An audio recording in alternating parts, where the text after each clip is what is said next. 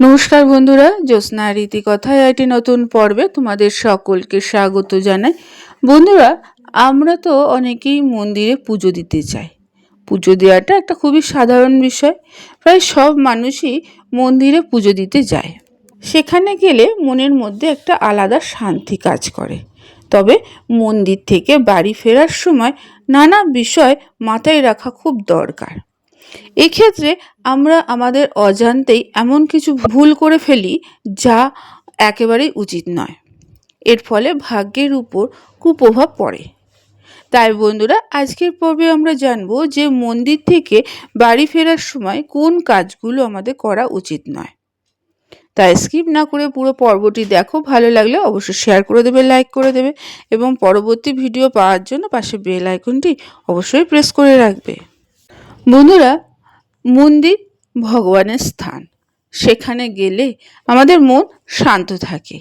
মনের মধ্যে নানা অশান্তি থাকলে মন্দিরে গিয়ে পুজো দিলে তা অনেকটা দূর হয়ে যায়। কিন্তু আমরা মন্দিরে পুজো দেওয়ার পর বাড়ি ফিরি এবং সেই ফেরার সময় অনেকগুলো ভুল করে ফেলি। সেগুলো কি তা আমরা জানবো এবার।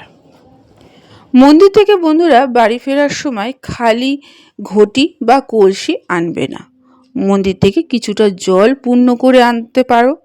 সেই জল বাড়ির সব জায়গায় ছিটিয়ে দেবে। এতে বাড়ির শুভ শক্তির সঞ্চার ঘটবে এবং নেতিবাচকতা দূর হবে। দ্বিতীয়ত, মন্দির থেকে বাইরে এসে দ্রুত পা ধুয়ে ফেলবে না। বাড়িতে এসে দ্রুত পা ধুয়ে ফেলতে নেই। এতে ভগবানের আশীর্বাদ শরীর থেকে ধুয়ে যায়।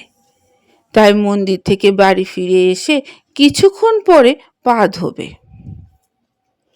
তৃতীয়ত, প্রসাদ একা খেয়ে ফেলা একেবারেই উচিত নয়।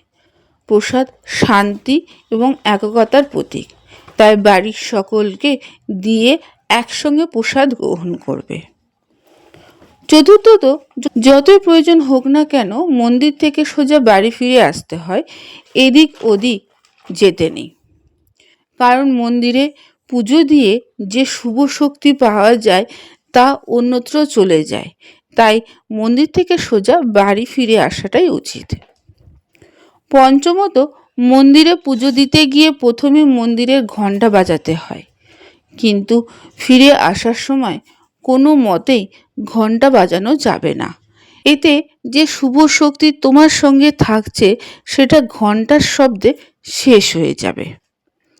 তাই বন্ধুরা, তোমরা যদি কোনো সময় মন্দিরে পুজো দিতে চাও তাহলে এই বিষয়গুলো অবশ্যই খেয়াল রাখবে। বন্ধুরা, আজকের পর্বটি এখানেই শেষ করলাম। এতক্ষণ আমার ভিডিওটি দেখার জন্য ও শোনার জন্য তোমাদের অসংখ্য ধন্যবাদ।